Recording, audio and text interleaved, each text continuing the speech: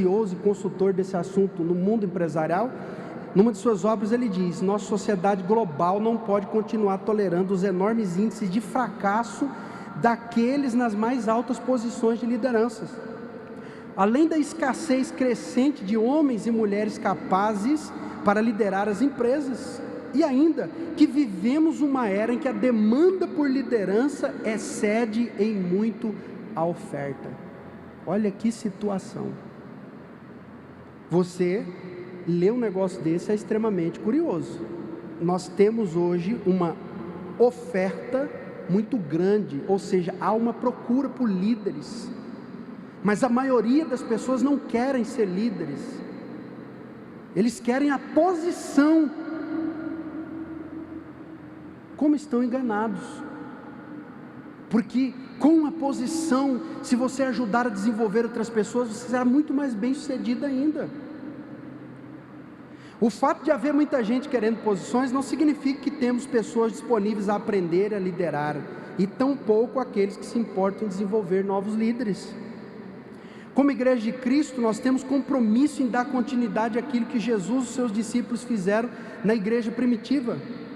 O livro de Atos foi devidamente chamado assim por uma razão simples: é possível ver em todo o tempo os discípulos e a igreja se movimentando, agindo, e o comportamento era ativo da igreja, era um comportamento ativo, não era reativo.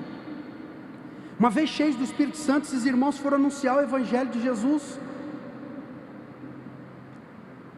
O veterano escritor John Maxwell, muito conhecido, tem diversas obras sobre liderança, tem se dedicado ao tema. Ele sintetiza de forma muito boa, eu até disse aqui, de forma fantástica, o processo como tudo isso se desenvolveu, e eu quero aproveitar dele aqui algumas anotações de uma de suas obras. Em Atos dos Apóstolos nós encontramos, primeiro, os líderes comunicam sua visão para delegar poder e direcionamento. Olha que coisa interessante. Em primeira mão, Jesus diz a seus discípulos que ficassem em Jerusalém. Jesus diz que eles iriam alcançar o mundo todo, mas eles insistiram em ficar em Jerusalém. E Jesus nos fez perceber que havia muito mais a ser alcançado. Jesus faz seus discípulos enxergar além de Jerusalém. Olhar para Jerusalém era uma visão humana, de poder, de conquista. É o que infelizmente a igreja que se desenvolveu institucionalmente depois fez com Roma, onde o cristianismo católico diz: é aqui em Roma que o negócio acontece, é aqui que está o centro de poder. Em nenhum lugar do Novo Testamento nós vamos encontrar um direcionamento, uma diretriz, seja de Jesus ou dos discípulos, dizendo que o cristianismo devia fincar lugar em algum território específico para dali ser senhor do mundo. Muito pelo contrário, Jesus disse: vocês têm o mundo todo para ir evangelizar.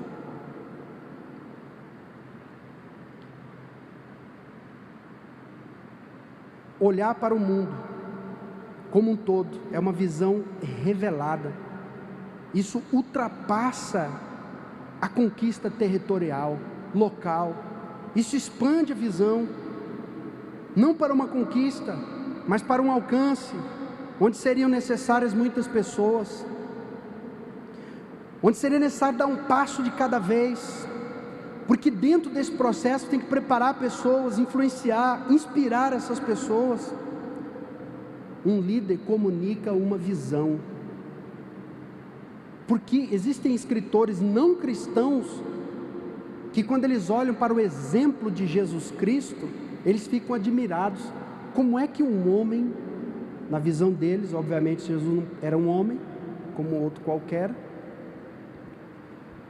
somente um homem no caso, e eles dizem: como é que um homem consegue influenciar um grupo tão pequeno de pessoas a fazer tudo que eles fizeram, a passar tudo pelos quais passaram? Porque Jesus comunicou uma visão. Jesus comunicou uma visão, Jesus comunicou o reino. Jesus não comunicou posição, Jesus não comunicou poder, Jesus não comunicou território. Jesus disse: é daqui, é Jerusalém, Samaria, Judéia e até os confins da terra. E quando eles estavam bem, bonitinho, com muita gente, Jesus manda perseguição: tem que sair daqui. Aleluias! E os grandes males do nosso tempo que nós temos hoje, é exatamente nesse contexto de líderes que estão entronizados no poder, em muitas igrejas por aí. E aí os irmãos me perdoem e me entendam, mas a gente vê de vez em quando umas fotos de cadeira onde os pastores sentam que nenhum presidente do STF, nenhum presidente do Brasil tem um negócio tão chique daquele jeito. Para que isso? Para que isso? Deus te tirou da onde você estava para botar você numa posição. Deus chamou eu e você para comunicarmos uma visão de reino, uma visão de anúncio do Evangelho. Jesus prometeu sofrimento, perseguição. E por que Deus tem permitido perseguição para muitas igrejas do nosso tempo? Porque nós estamos gostando de ficar em Jerusalém, porque nós estamos achando bom Jerusalém, porque nós estamos satisfeitos com o poder, com o território, com a chave na nossa mão. E aí Deus permite perseguição para tirar-nos do conforto que nós estamos achando, da nossa pseudo-segurança, para que nós possamos nos movimentar e comunicar o Evangelho de Jesus Cristo. Milhões e milhões de pessoas nesse mundo que ainda não ouviram o Evangelho, e muitas igrejas por aí ricas, não sabe o que faz, reforma templo, aumenta templo, bota ar, 60 mil BTU, 80 mil BTU, e vai isso, vai aquilo, cadeira de 5 mil reais, enquanto tem gente ao redor do mundo que não tem uma Bíblia para ler. Que Deus possa despertar líderes com visão de reino em nosso tempo. Emanagaçu e canta labassura. Novo convertido se converte, a igreja não tem uma Bíblia para dar para o novo convertido. Mas nós queremos pintar, multiplicar o tamanho do templo e fazer tanta coisa a mais.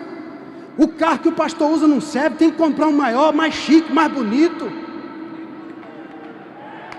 Eu não estou dizendo que é errado fazer isso, meus irmãos, mas a nossa visão de reino pode estar equivocada, porque não foi essa visão que Jesus comunicou para nós. Não é essa visão que está em Atos dos Apóstolos. Aleluia!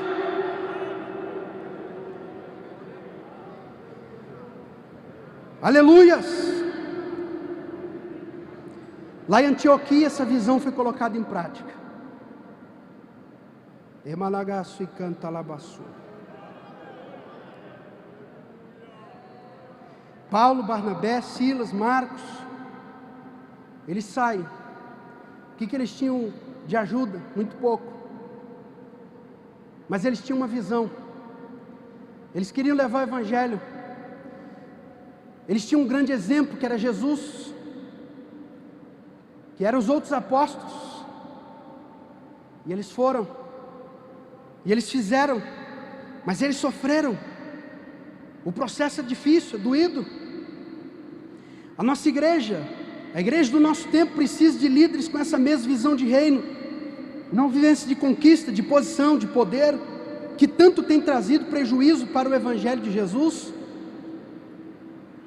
Eu fico impressionado com alguns líderes da Assembleia de Deus que acham bonito, quando você olha algumas igrejas neopentecostais por aí, construindo templos megalomaníacos, porque o mármore vem não sei de onde, a palmeira veio não sei de onde. Milhões e milhões de pessoas incautas, surrupiadas. E tem gente no nosso meio que acha bonito, que acha que isso é mover de Deus. Se Jesus quisesse que nós fizéssemos e fincássemos o pé em algum território nessa terra, Ele tinha dado essa instrução. Ele não deu, os discípulos não deram. O sucesso da igreja primitiva foi porque eles estavam em comunhão, no partir do pão, na oração. A visão era anunciada, cada pessoa que estava vivendo, estava compreendendo que a visão era muito maior do que aquilo que eles estavam envolvidos naquele momento. E eu sou um grande admirador dos fundadores, daqueles que trabalharam nesse país, suecos, americanos. Esses homens sofreram aqui, muitos quase morreram. Gunnar Vink saiu daqui arrastado, e para vergonha nossa, com dificuldade para ir embora do Brasil. Um homem que podia ter usufruído de tudo que foi construído nesse país, não só ele como muitos outros. Brasileirada era um bando de tupiniquim que não sabia nem para onde que ia. Esses homens vieram com visão, com instrução, se desgastaram, viveram sua vida aqui, deixaram conforto na América, na Suécia, e o dia que o negócio cresceu, ficou opulento, o que os brasileiros fizeram? Opa, o negócio agora é na nossa mão. E o que esses homens fizeram? Está aqui para vocês, porque nós não temos visão de território. Deus não nos mandou para o Brasil para ser chefe, e nem para tomar conta e tomar posse de igreja nenhuma. Que exemplo maravilhoso, lindo.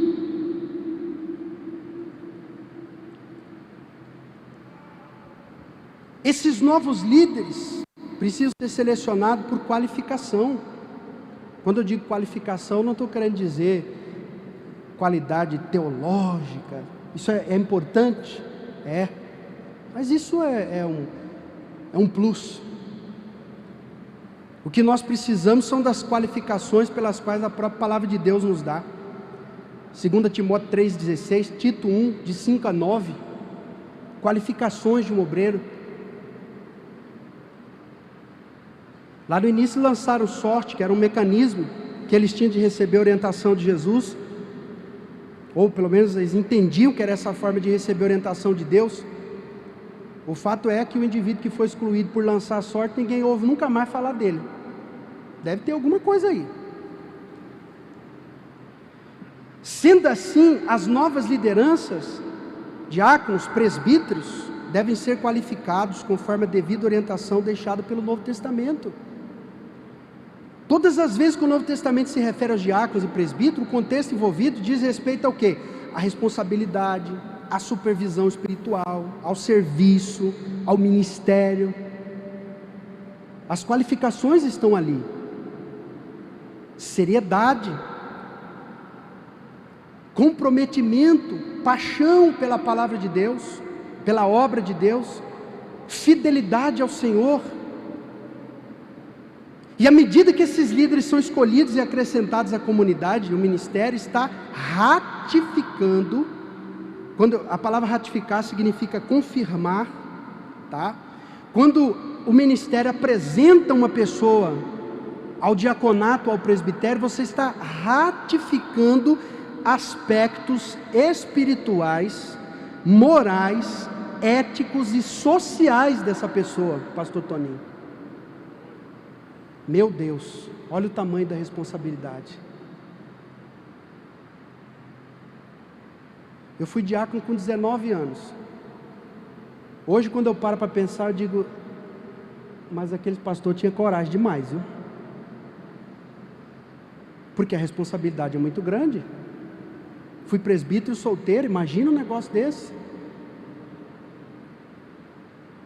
Porque quando o ministério formaliza, ele ratifica as qualidades pelas quais a Bíblia exige do diácono e do presbítero. Essa pessoa vai te representar, pastor.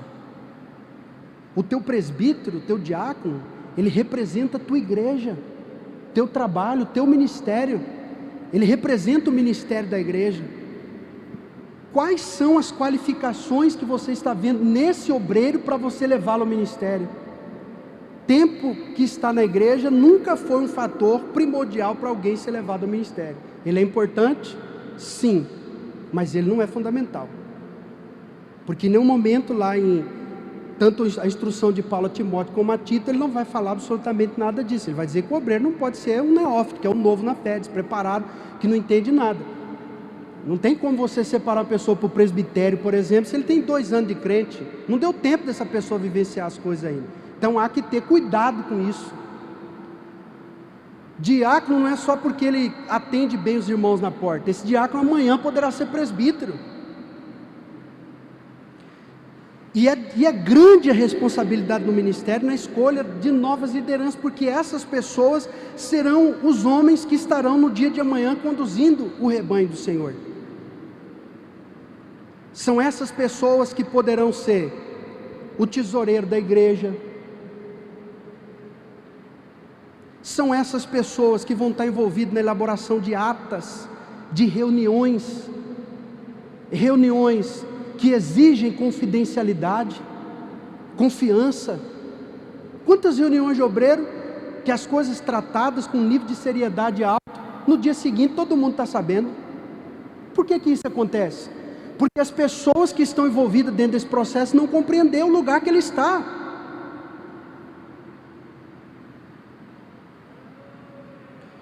Os líderes precisam serem qualificados e depois serem capacitados para depois capacitar outras pessoas.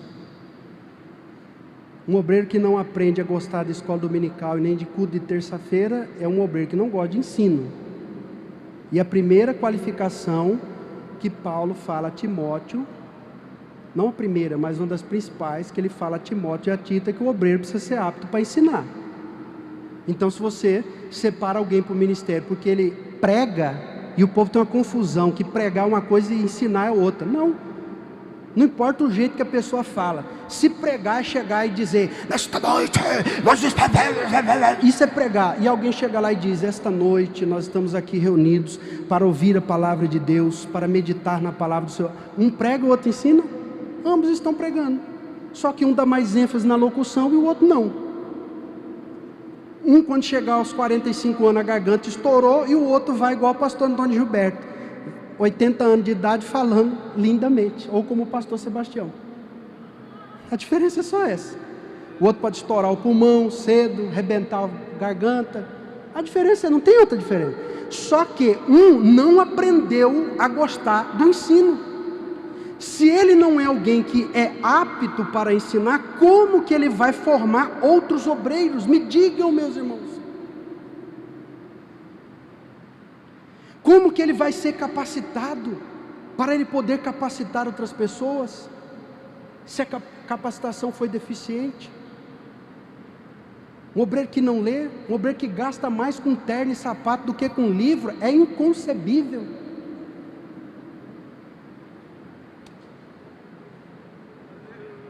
Eu não consigo entender. O cabra compra um terno de 3 mil reais, mas se um livro custar 70 reais, ele acha caro demais.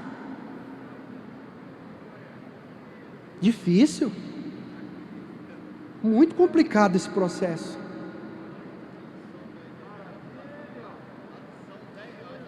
Uma lição da escola dominical é cara.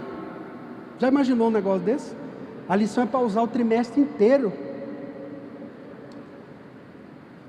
Essa pessoa não teve o devido preparo, então ele não vai ter condição de preparar outras pessoas.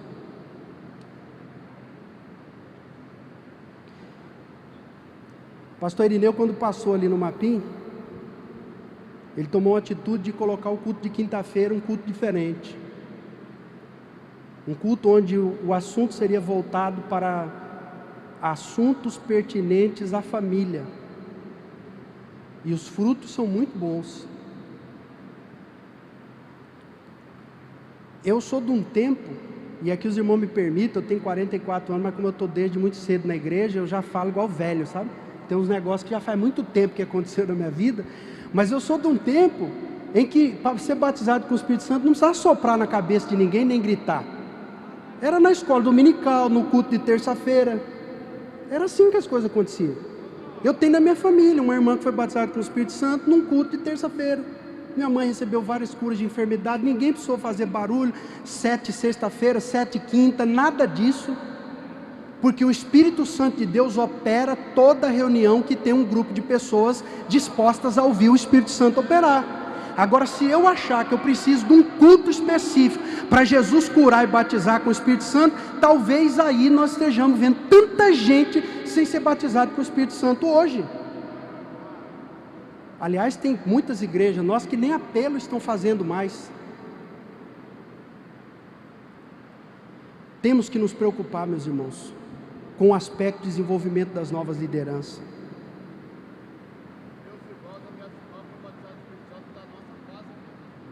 Inúmeros exemplos que nós temos de gente que foi batizada dentro de casa, numa reunião, não é isso?